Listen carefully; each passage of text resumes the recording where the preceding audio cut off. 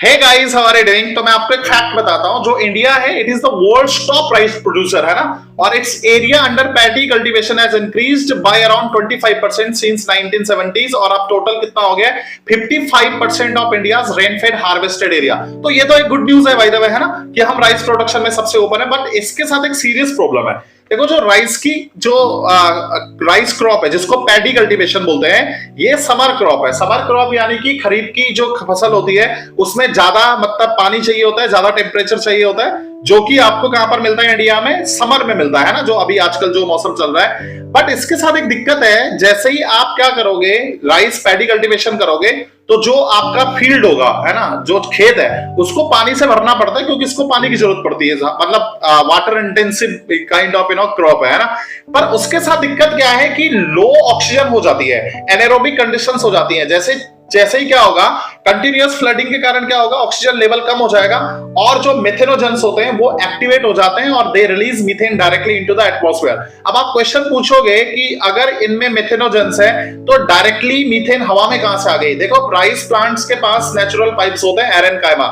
Generally जो हमारे plants होते हैं, जो वाटर ब्लॉगिंग प्लांट्स होते हैं, बेसिकली उनमें एरेनकाइमा होता है। वो फ्लडेड मतलब फ्लोटेशन में भी मदद करता है, तैरने में भी मदद करता है। But at the same time ये जो नेचुरल पाइप्स हैं, ये मीथेन को डायरेक्टली सॉइल से एयर में क्या करते हैं? ट्रांसपोर्ट कर देते हैं। अब इसमें मैं आपके साथ डिस्कस करने वाला हूं कि how to what are the challenges and how to fix it.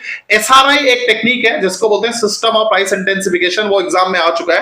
We are going to talk about that. But what are the key drivers in rice cultivation that increases methane? That is the most important. Continuous irrigation and flooding है, incorporation of crop residue है, high use of nitrogen fertilizers and high organic carbon in water logging soil. तो other compounding factors क्या है? Poor water management, monoculture rice, है ना, unsuitable variety and regional variety. What is the solution?